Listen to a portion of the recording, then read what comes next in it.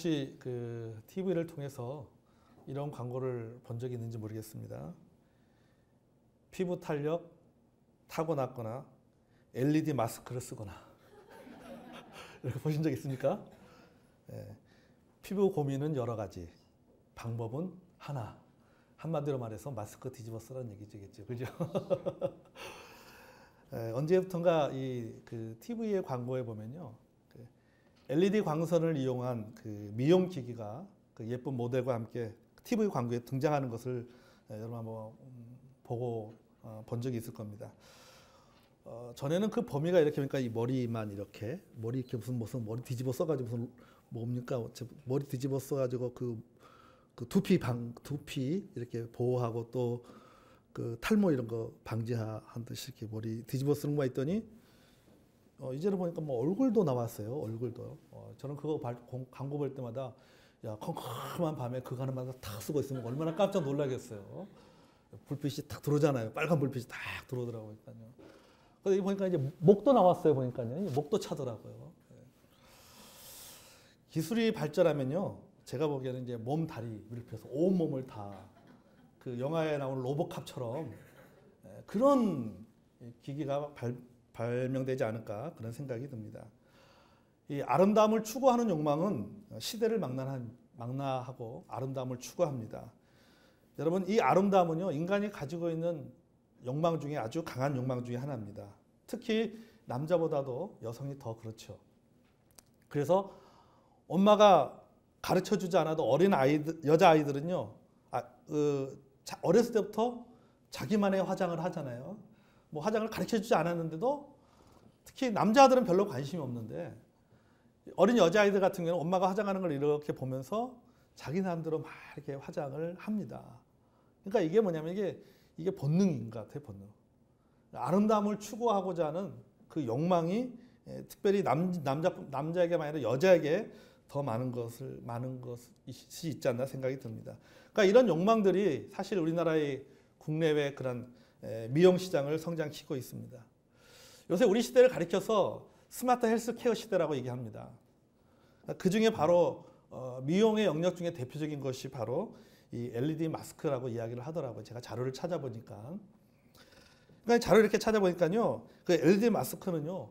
광선을 이용한 피부 미용 요법이다 이렇게 말하고 있어요. 뭐 피부 손상을 줄이고 피부의 주름을 개선하고 뭐 콜라겐 생성을 뭐 그 촉진시키고 손상된 피부 상처를 치유하고 세포를 재생시키는 요법이다 이렇게 자료를 찾아보니까는 뭐 많이 있어요. 제가 다른 건 다 몰라도 콜라겐이 뭔지는 알겠어요. 뭐 미용에 관심 없는 뭐 저 같은 사람이나 또 뭐 얼굴에 축축한 마스크팩 하나도 굉장히 불편해하는 그런 그 남자들 같은 경우에는 이게 무슨 말인지 잘 모릅니다. 그런데 아는 건 한 가지 있어요. 어쨌든 피부에 좋다. 다만 돈이 든다. 이거지요. 그죠? 뭐 가격 보니까 제가 찾아봤어요. 가격 얼마 하지 않더라고요. 약 140만 원 정도 됩니다. 대부분 보니까 무이자 5개월 할부가 되더라고요. 여기 계신 우리 그 남편 되신 우리 성도 여러분, 아내의 아름다움을 위해서 고민해 보시기 바랍니다. 아멘. 제가 이 광고를 보면서요, 오늘 본문의 내용이 생각났습니다. 아내들이여 자기 남편에게 순종하라. 아니, 순종하는 것과 아내의 아름다움이 무슨 상관이 있다는 말인가? 아름다운 것과 순종하는 그것이 과연 무슨 연관성이 있는가? 아마 아내들이여 남편들에게 순종하라. 그것이 아내의 아름다움이다라고 말하면은 아마 여성 운동을 하시는 분들은 굉장히 많은 반감을 가질 것 같아요. 어떻게 지금이 시대가 어느 시대인데 어떻게 아내가 남편에게 순종하라는 말인가? 굉장히 그것에 대해서 반감을 가질 수가 있습니다. 그러니까 여기에 오늘 본문에 순종하다라고 하는 말은요, 헬라어로 후퍼타소 메니아라는 단어입니다. 메나이라는 단어인데 메나이라는 단어인데 이건 뭐냐면 정부나 주인의 권위에 순복하라는 뜻을 가지고 있는 단어입니다. 즉 순종하라는 말은 뭐냐면요, 순복하라는 거예요. 그러니까는 아내들이여 자기 남편에게 순종하라. 이걸 다른 말로 표현하면은 아내들이여 자기 남편에게 순복하라는 얘기입니다. 순복. 권위를 인정하고 자신의 위치에서 충실하는 의미를 강조하는 말입니다. 이 단어가 아내에게 쓰여졌습니다. 자, 그렇다면 이 아내는 남편을 주인처럼 모시고 무조건 말에 순종하고 복종하라는 말이냐? 그게 아닙니다. 아, 여러분 요새가 어떤 시대인데? 예? 이렇게 순종하는 여자분도 없지만 만약에 남편이 자기 아내에게 이런 요구를 하려고 하면요, 이 남편들은 목숨 내놓고 해야 됩니다.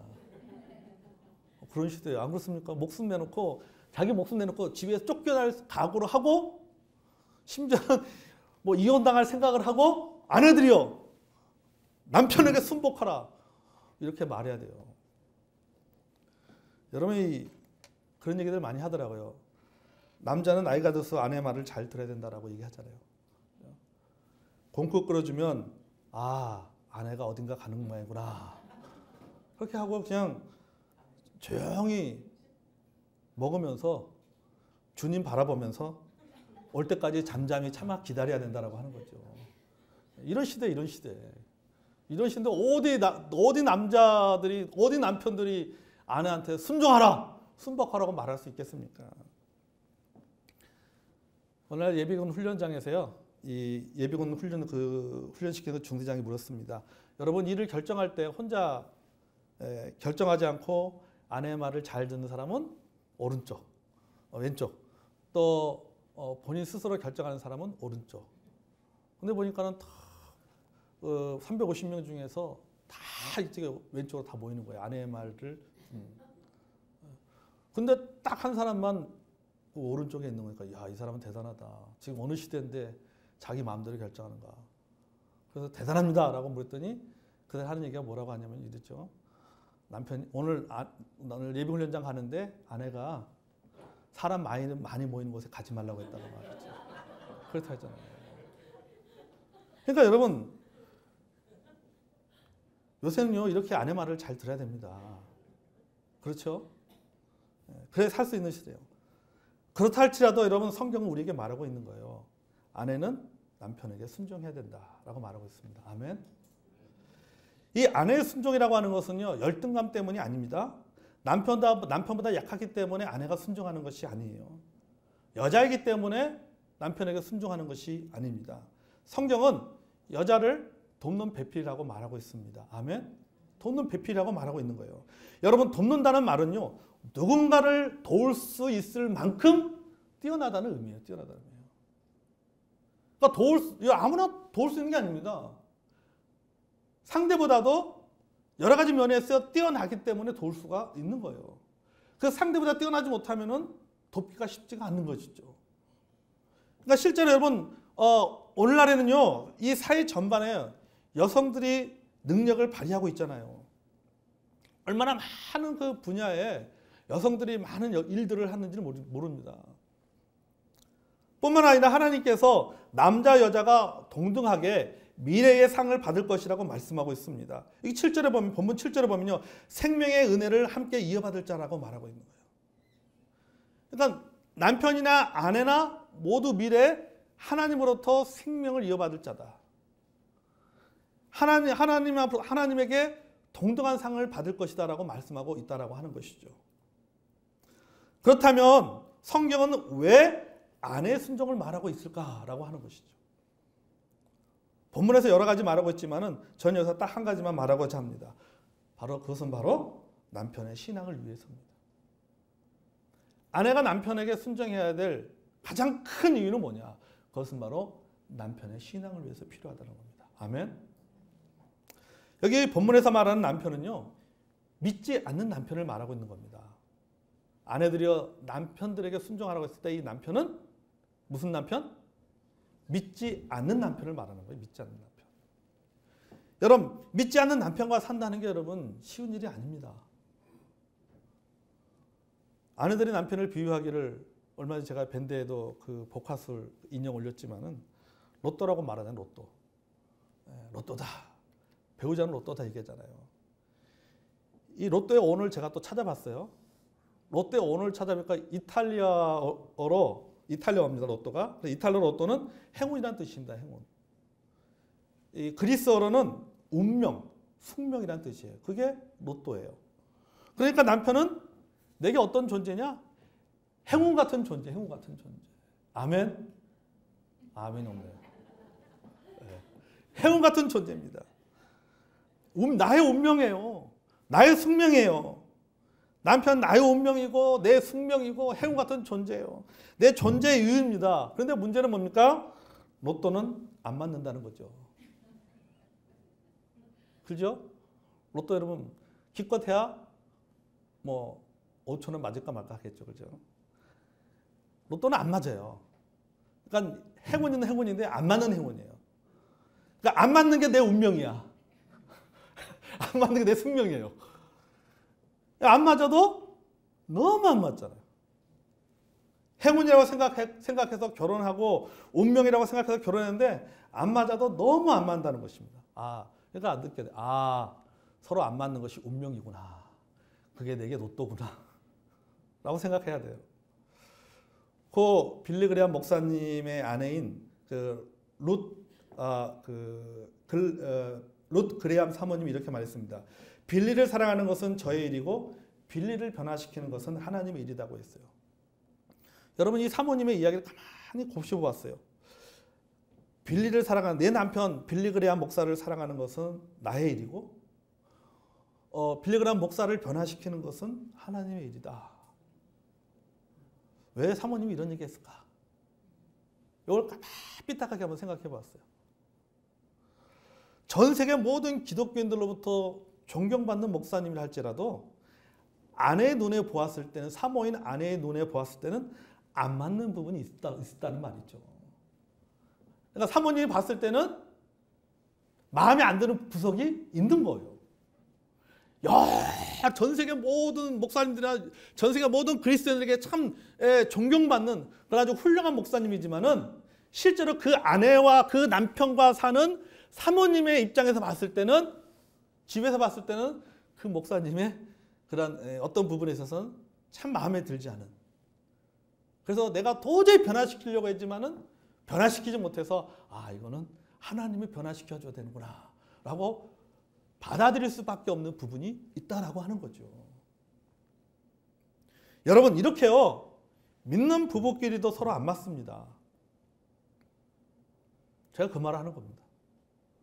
이게 믿는 부부 사이에도 이렇게 안 맞는다는 거예요. 남편과 아내가. 같은 믿음을 갖고 있는 남편과 아내라 할지라도 서로 간에 안 맞는 부분이 있다라고 하는 거죠. 서로 생각이 틀리는 부분이 있다라고 하는 겁니다. 그럼에도 불구하고 하나님의 은혜로 살아가는 겁니다. 아멘. 하나님께서 내 원수를 사랑하라고 해서 순종하는 마음으로 살아가는 거죠. 근데 믿지 않는 남편의 경우에는 더 힘들 수밖에 없어요.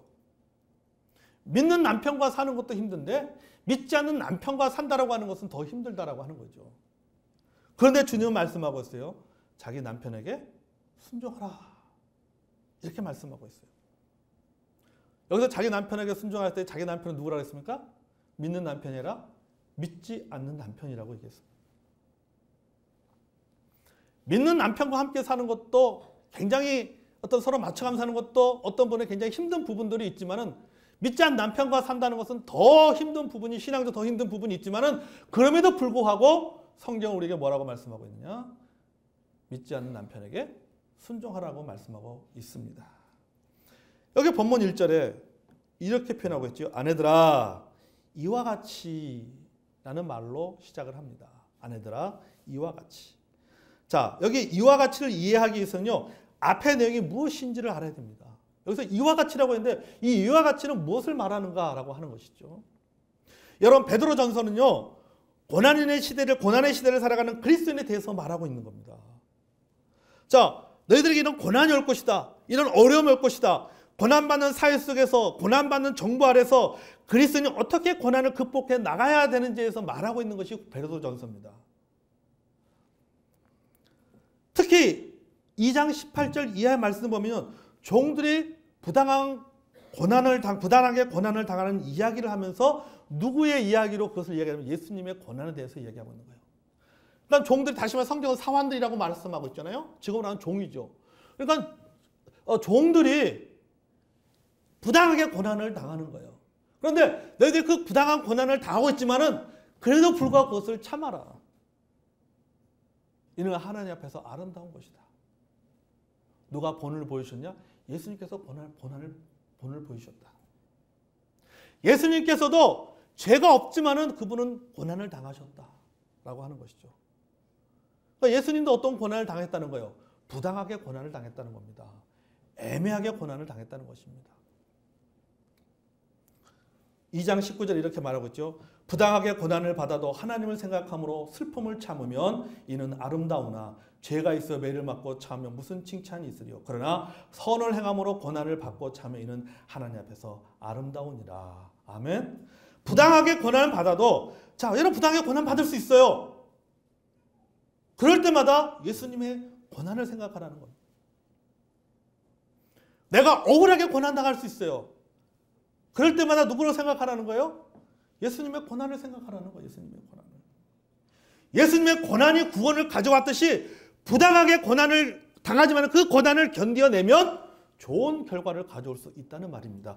그리고 나서 3장으로 넘어가는 거예요. 그러면서 아내들아 이와 같이 쉽게 말하면 이게 얘기입니다. 자, 예수님께서 애매하게 고난을 당하셨지만은 예수님께서 참으셨다. 왜 참으셨냐? 우리를 구원하기 위해서 예수님께서 참으셨지 않았냐? 예수님께서 채찍을 당하고 매를 맞음으로 말미암아 고난을 당했지만 그럼에도 불구하고 그분이 참음으로 말미암아 우리에게 구원을 주신 것처럼 믿지 않는 남편에게 어떤 순종을 한다. 왜? 너희들이 그 순종함을 통해서 결국은 어떤 결과가 일어날 수 있기 때문에 남편이 구원받을 수 있기 때문에 순종하라는 얘기예요. 그 얘기를 하고 있는 거예요. 그게 바로 아내들아 이와 같이라고 하는 단어 속에 숨겨진 의미입니다. 여러분 이 믿는 이들은요 고난 속에서도 사회와 정부의 질서에 따라가는 것처럼 가정에서도 마찬가지로 비록 믿지 않는 남편이라 해도 가정의 질서 가운데 순종하라는 말입니다. 왜? 남편의 신앙을 위해서라는 거예요. 남편의 신앙을 위해서. 여기 본문에 계속 말했죠. 혹 말씀을 순종하지 않는 자라도 말로 말미암지 않고 그 안에 행실로 말미암아 구원받게 하려 함이니. 아멘. 자, 믿지 않는 남편을 구원하기 위해서입니다. 자, 그리고 좀 더 넓게 표현하면은 믿는 부부는요, 믿는 아내는 남편의 신앙의 성숙을 위해서입니다. 만약에 남편이 믿는다면, 남편이 믿지 않는다면 남편의 구원을 위해서. 만약에 배우자가 즉 남편이 믿는 남편이라면 남편의 신앙의 성숙을 위해서. 그러니까 둘 다 뭐 하는 거예요? 남편의 신앙을 위해서죠. 아내의 순종이 복음을 전할 수 있는 상황을 만들어낸다는 겁니다. 아멘. 아내가 남편에게 순종하는 태도를 통해서 남편에게 전도할 수 있는 길이 열리는 겁니다. 믿는 남편에게 선한 영향력을 줄 수 있다라고 하는 것이죠. 이게 본문에 보면요. 본문 속으로 다시 들어가면요. 말로 말미암지 않고 라고 하는 문장이 있잖아요. 말로 말미암지 않고. 여기서 말하는 말은 우리가 흔히 생각하는 말씀이 아닙니다. 우리가 전하는 복음을 말하는 것이 아니에요. 여보, 예수 믿으세요. 여보, 나랑 같이 교회 갑시다. 이 말이 아니에요. 원해보면요. 수다예요, 수다. 잔소리. 이 말이죠. 잔소리를 말미암지 않고 이 말입니다. 떠들썩한 소리, 잔소리, 바가지 긁는 소리로는 소리를 말하는 겁니다. 그러니까 그 많은 소리로는 남편을 구원시키지 못한다는 겁니다. 복음을 입으로 전하지 말라는 얘기가 아닙니다. 신앙을 내세워서 말로 꾸짖고 빈정대고 몰아붙여서는 절대로 남편이 변화되지 않는다라고 하는 말입니다. 여러분 그렇지 않습니까? 여러분 같이 오랫동안 10년, 20년, 30년, 40년 산 그 남편이 여러분 아내가 아무리 여러분 말로 한다고 해서 여러분 그 아내가 남편이 여러분 변화되나요? 안 돼요. 그냥 삶으로 보여주는 길밖에 없어요.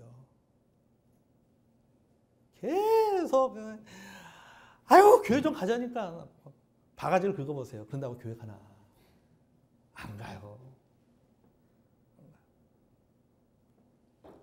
오히려 다른 사람 전도하는 게 더 쉽지. 모르는 사람 전도하는 게 더 쉽지. 남편 전도하기 믿지 않는 남편을 여러분 전도하는 거 참 쉽지 않습니다. 그러니까 보여줄 수 있는 것은 뭐로? 삶으로 보여주는 길밖에 없다라고 하는 거죠. 삶으로. 오늘 성경도 그걸 말하고 있는 거예요. 말로 말미암지 않는다라고 하는 거죠. 그 어떤 분이요, 믿지 않는 남편을 전도하기 위해서 틈만 나면 극동 방송을 틀어줬다고 합니다. 틈만 나면 극동 방송 틀어주고. 그리고 또 그 기독교 TV에서 목사님들 설교하는 거 설교 틀어주고. 이거 들으면 그래 성경 말씀 보니까 믿음은 뭐에서 나고? 들음에서 나고. 믿음은 들음에서 난다고 했으니까는 어떻게 말씀을 듣다 보면은 믿음이 생기겠지. 말씀 듣다 보면 예수를 믿겠지 하고 TV도 틀어주고 라디오도 틀어서 이렇게 계속 설교를 듣게 됐습니다. 자, 그런데 어느 날부터인가 이 믿지 않는 남편이요. 이 남편이 믿지 않는 이 남편이 드디어 어떻게 됐을까요, 여러분? 아예 집에 들어오지 않는 거죠.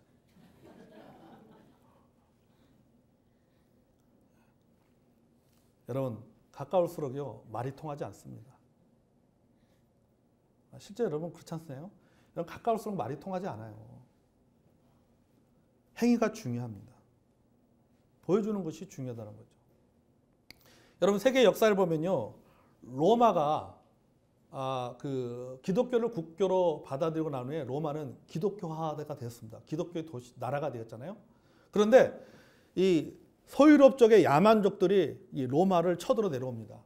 로마를 쳐들어 내려와 가지고는요, 많은 그 로마의 여인들을 잡아갑니다.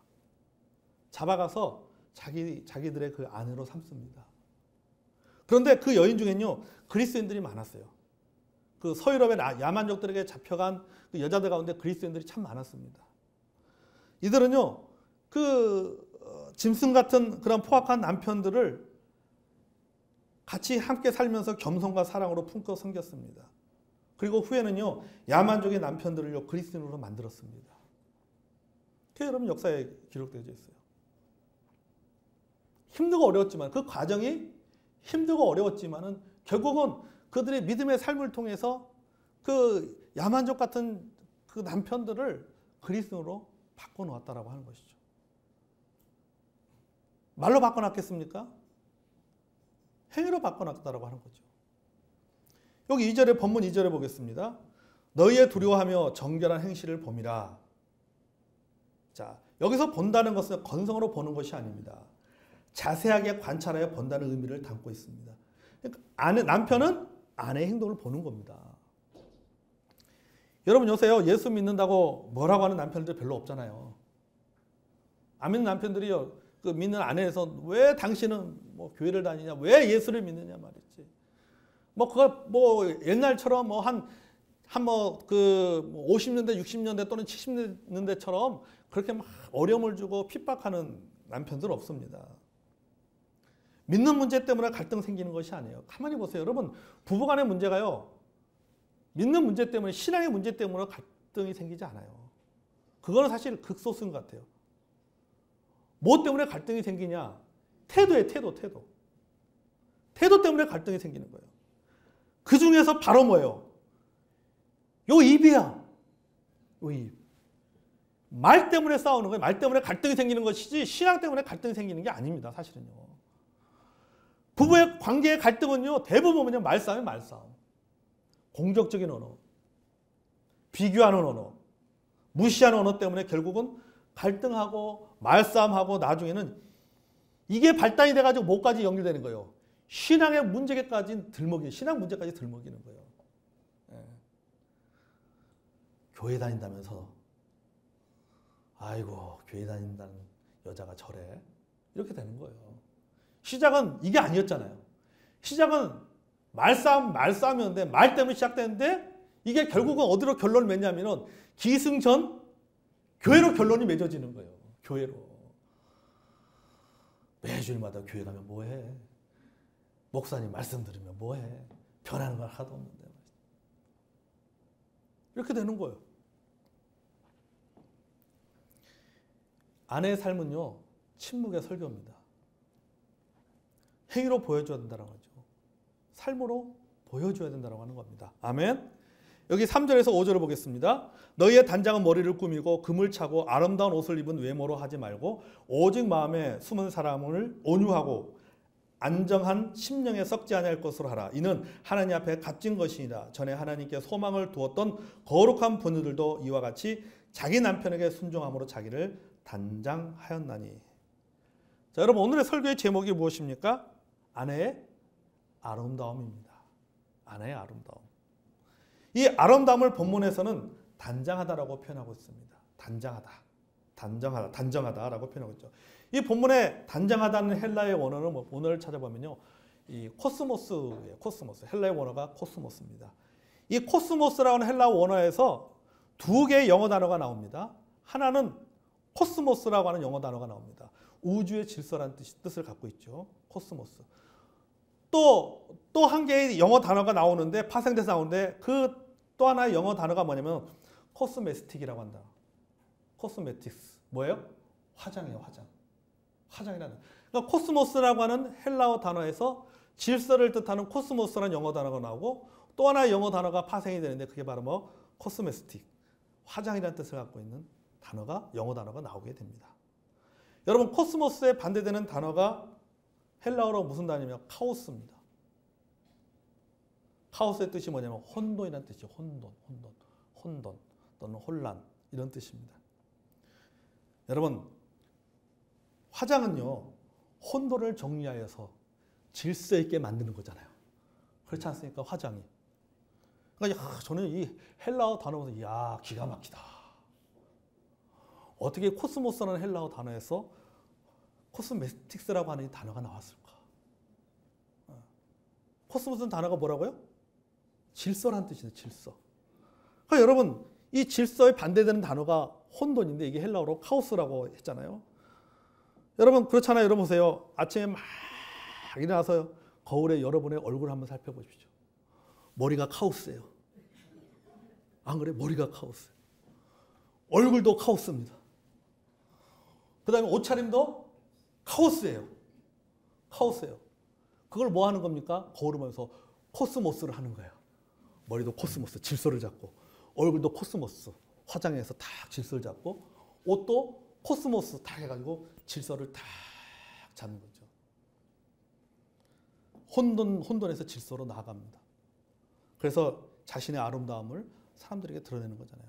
그러니까 일반 사람들이 이것을 뭐라고 말합니까? 이런 모습을 보면서 오늘 신경 좀 썼네, 이런 거죠. 화장 잘 받았네. 성경적으로 표현하면 어떻게 표현한다고? 단정하다. 그러니까 여러분 앞으로는 단정하다고 쓰시기 바랍니다. 여러분, 이 당시의 로마의 그 여인들은 최신 유행을 따랐습니다. 이게 아까 우리 본문에도 말하고 있죠. 머리를 하고 화장을 하고 옷도 맞춰 입고 값비싼 그 기금속들을 이렇게 장신구로 착용을 했습니다. 그러니까 이런 모습을 통해서 뭐 한 거예요? 자신의 아름다움을 드러낸 거죠. 여러분 대부분의 여성들은 그렇지 않습니까? 뭐 좋은 옷을 입고 아름다운 옷을 입고 그다음에 화장을 하고 여러 가지 어떤 액세서리를 달고 이래서 아름다움을, 외적인 아름다움을 표현하잖아요. 하지만 성경은 진정한 여인의 아름다움, 아내의 아름다움을 뭐라고 말하고 있습니까? 그것은 외모의 단정이 아니라 마음의 단정함이다. 이렇게 말하고 있습니다. 아멘. 마음의 단정함이다. 그러니까 마음의 단정함은 부드러움, 즉 뭐야? 온유와 차분한 상태의 안정감이다라고 성경은 말씀하고 있는 거예요. 자, 부드럽고 안정된 마음의 상태가 바로 어떻게 표현되는 거예요? 그것이 순종으로 표현되는 거예요. 온유한 마음과 그 안정감이 외적으로 어떻게 표현되는 거냐? 그게 바로 순종이에요. 성경은 그 순종하는 여인의 모습을 뭐라고 표현하고 있습니까? 바로 아내의 아름다움이다. 단정합니다. 코스모스다. 이렇게 표현하고 있는 것입니다. 자, 이런 의미에서 볼 때 여러분, 아내의 순종은요, 약함이 아닙니다. 굴종이 아닙니다. 거룩함의 모습인 것입니다. 그리고 거룩함의 순종이 아내를 아름답게 만들고 주를 향하는 마음을 열게 한다는 사실입니다. 아멘. 여러분, 우리 아내된 우리 성도 여러분, 아름다운 아내가 되시기를 바랍니다. 아멘. 외모도 단정할 뿐만 아니라 순정함으로 온유함과 안정감을 표현하는 여러분이 되시기를 바랍니다.